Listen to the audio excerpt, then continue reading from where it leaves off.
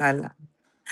It's one of the most debated topics in our industry, underquoting. It affects buyers, it affects sellers, and it affects vendors. We're going to unpack it this morning. I've got two incredible women here with me, alongside Billy as well. I have Rosie Sullivan from ACOP, Australian College of Professionals. Good morning, good morning. And I have Lisa Jemison as well, who is the Guru Swami solicitor in our industry from Jemison Fisher. Don't look scared, Lise. Billy, in fact, we have two such special women here with us this morning that I don't think we're even going to do an intro. I think we should just roll into it. This is a massive, massive topic. Yeah, absolutely. And I'm got some really good questions for these guys. Should we just go straight into the questions, the Q&A? Yeah, let's go straight into the questions. You tell me who I need to direct it to, because I've got, as I said, I've got these two women here. These women pretty much run the world, by the way. Yeah, Definitely the real estate world. Behind the scenes, certainly. Morning, ladies. Thanks for joining. I've got a question. First and foremost, are you seeing more underquoting now, or was it more prominent 10 years ago when buyers or vendors could say offers over? That was my first question. That's directed to me. That's well, yeah. Okay. Well, I'll jump in and grab it. It's not necessarily underquoting is the first thing that I would like to say, is that most agents are working within the guidelines that have been issued by the regulator.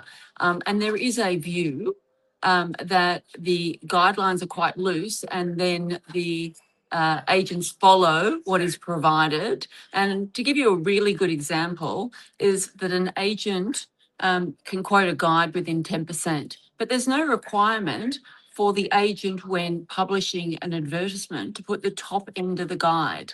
And so the agents put the bottom end of the guide, and then if it sells 15% over at the option, then you've got consumers and often the regulator saying, oh, well, you overquoted 15%. No, they're required to have a guide within 10%, and they're not required to put the high end of the guide on the advertisement. And I think that's one step that the regulator could take to say to the industry, it would make it a lot easier if you had to put the bottom and top end of a guide but they don't. And that causes a lot of problem.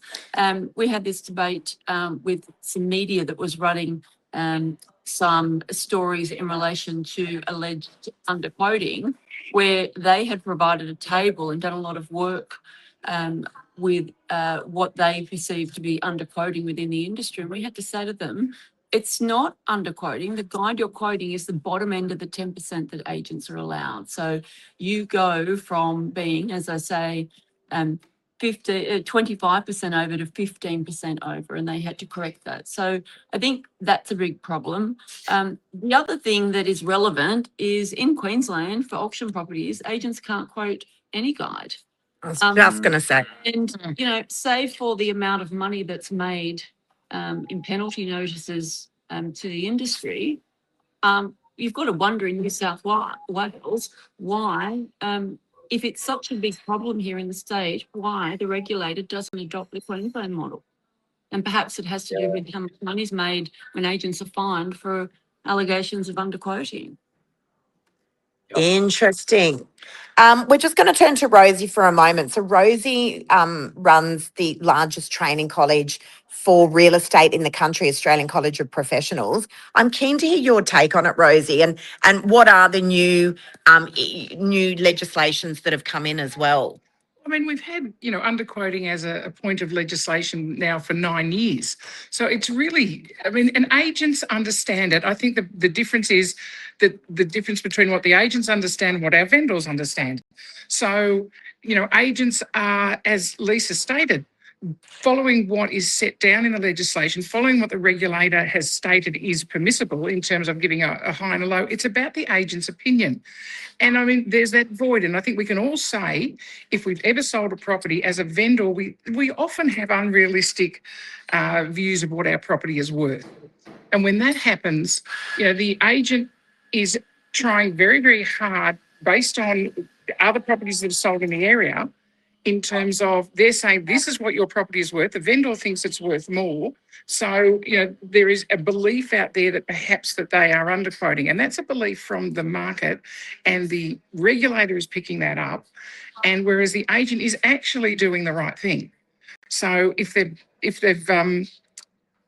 agent is, talking to the vendor about this is my opinion of price based on reality and fact, and here are my comparables, and this is why they are comparables, not just picking properties out of the air, but actually this is why they are comparable properties, that's got to educate the vendor. So, I mean, you've got to, agents need to bring their vendor along for the ride. Vendors need to say, I trust the professionalism of the agent that I am dealing with.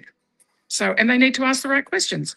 So, I mean, they are doing the right thing. And I think we're focusing on an issue that hasn't changed in 10 years, that it's been an issue. It's just been highlighted as a point of legislation that can be seen to be we're cleaning up the industry, but it's not. It's actually, just a regulation that is not prescriptive. If they're going to be prescriptive about it and fine agents, then it should be more prescriptive.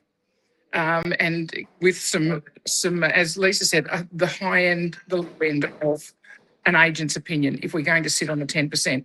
So I think there's a whole load of, education to be done, not just of agents, but of vendors and buyers in terms of the reality of what is a property worth. And I mean, it's not an exact science. But why is it so misunderstood in our industry? Like, I feel like it's something that we're all having to use all day, every day. Where as agents, we've got to give our opinion of price, and yet, it seems to be the one topic that people just don't seem to understand. And by people, I mean real estate agents. Why is that? Well, I think because it's a little bit loose, but I mean, agents are giving their opinion of price based on historical fact. They're giving it to a vendor who is tied up in emotion.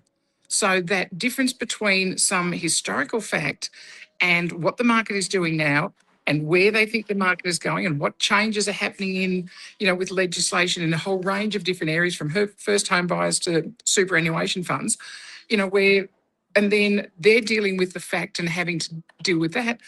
And your vendors and your buyers are purchasing and selling on emotion. So Okay. So the other question I've got, Lisa, and this is for you, is there have been times where I've gone onto realestate.com myself and I've seen listings on there. Let's as an example, it's a 2-bedroom apartment. It's in DY.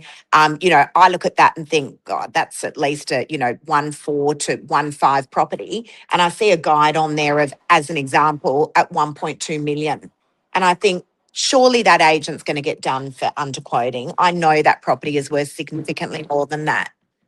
Well, it depends. See, so we have to differentiate between a price that an agent gives a vendor when they go out and give a market appraisal, and the criteria.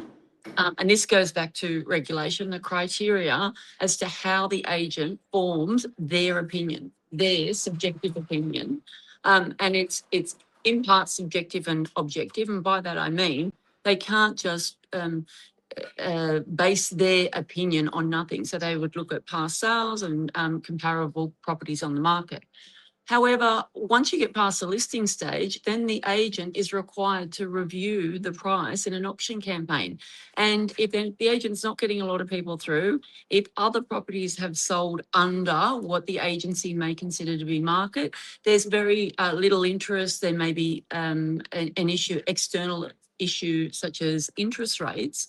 It may be the agent's opinion that although the property at the beginning might have been, the agent's opinion might have been 1.5, the agent might be saying, now, look, we've only had 2 couples through. We've been on the market for 3 weeks. We actually think this market is at 1.2 and guide at that price. Now, the agent's able to do that in so long as they can substantiate it and as to how they arrived at that, and then also that they advise the vendor as well. So there's forms and things to be done. But there isn't a set criteria. There's not a checklist of things that agents must go through. And often it's coming off the back of buyers feedback. And buyers don't walk into auction properties going, I'm just going to pay 1.5. They keep their cards close to their chest. And that's the feedback that is going back to vendors. There's a lot of complaint about that. And there's a lot of complaint about agents doing price revisions that are based on buyer feedback. But that's what the system is. That's the way that it is set up. And those complaints could be overcome perhaps with the regulator formulating how a price revision is meant to be done. Real estate agents are not valuers. You know, valuers go off and have university degrees and have a lot more training and education, and they're valuers. Real estate agents are not. And we've had changes to the training regime for real estate agents, but still, this is an agent's opinion as to price. And while ever you have regulations that are very subjective and directions that are coming from the Commissioner for Fair Trading in relation to pricing, it's going to be very subjective and you're going to have complaints. But you know, there is an option to follow the Queensland model, and then buyers could work out and do their own homework as to what a property's worth, and then decide at what figure they're going to bid to. What are your thoughts on that, ladies? Well, I think, value, you talk about valuation, but I mean, valuation and, an agent's opinion of price, whilst based on, historical facts, it's not an exact science. There is no exact science about this. So I think the guidelines need to be much more accepting of the variation that can happen, if, any type of announcement is made by government or anything changes in interest rates or anything, all of a sudden a market can turn and, or it can start. Well, look at the last few years. It's been a roller coaster. It certainly has. Yeah. And so agents are left in the middle of all of that, and vendors are left in the middle of all of that, trying to, ascertain where they're actually at with that. So, I mean, I think there actually needs to be, a better way of doing this. And I mean, when, an agent might give an opinion, but a vendor is expecting more and wanting more, how is that advertised? Again, it's looking like the agent is underquoting when they're not. They've given their considered professional opinion of price. So I think we've got a problem that hasn't been fixed by the legislation. And, from an agent's perspective, there's so much work that's required. There really is, because, we can give an opinion of value, we can get it wrong because we're not the market. We can look at, yourself, Billy, you can look at comparables. Then the market comes through, they see stuff that we just didn't see as real estate agents, but the buyers are the market. And so we can get it wrong as well. So, it is important that we fill out the right paperwork. Have you got any other questions for these ladies, Billy? Because I've just got one final question. I just want to Been say, very quiet there, Billy, this filling morning. out the right paperwork is also about giving the detail that goes with it. So there needs to be good reason, and that good reason needs to be shared with vendors, shared with purchasers, and then you've got a discussion that's worth having. There you go. I love that. Final question. You've got just as an example, you've got a disgruntled vendor and their parting words are, I'm going to fair trading. Whether they have a case or they don't have a case, that's not relevant. Do fair trading have to look into every single complaint that comes their way? Well, it doesn't go nowhere is the short answer. If a consumer complains, someone at Fair Trading, and there are different levels as to whether or not a complaint escalates, but I can say someone at Fair Trading looks at it. But for the real estate industry, it's part of your ticket of entry to be in the real estate industry. And it's whether you're a real estate agent or you're a solicitor, someone makes a complaint, they're entitled to go to a regulator and have an independent person look at it. And there's remedy and recourse. So if the regulator makes a determination and the trader, so the real estate agent, doesn't like it, then there are rights of appeal, which are exercised quite often. That's not the end of it, but as I say, it's part of the ticket of entry that if you're going to be in the real estate industry and someone is dissatisfied or unhappy or aggrieved with something that they've perceived has happened or rather has happened, then they can go to Fair Trading. That's okay. And if agents receive letters from fair trading, they should respond promptly and provide all the evidence, because it's my experience, most matters are resolved at a very entry level and no action is taken. Mark's just got a very important question as well that's just come up. Why do Greg, John, and I not get invited on the mini conference? Who'd like to When? answer that? Oh, when? I think When? Did Greg, when did Greg, John, and Mark get invited to the mini conference? Oh, look, we will table that at our next annual general General meeting. meeting. It'll have to be voted on, but unfortunately, we've had our meeting for this particular convention, and that will be raised next And I mean, time. there 12 is months. legislation where men are excluded from certain It's a- industry style Yes, forums for very good reason. that's right. And I don't think we need to go into those reasons, but No. a vote will be considered. Next year. There we go. I feel lucky to be Ladies, here. thank you. So, Both first. that includes you, Billy. That includes you. Mark said that's slack. All right, ladies, thank you so much. Really appreciate it. Absolute Lisa's pleasure. off to work. Rosie's off to Work. I was going to say play, but definitely work. And Right. I'm also off to work. Guys, thank you so much for joining us. Billy, awesome as always. Thanks, guys. Great episode. Thanks, Mark's Billy. not happy, but I think everyone else is. Have a great day. Thank you. Bye.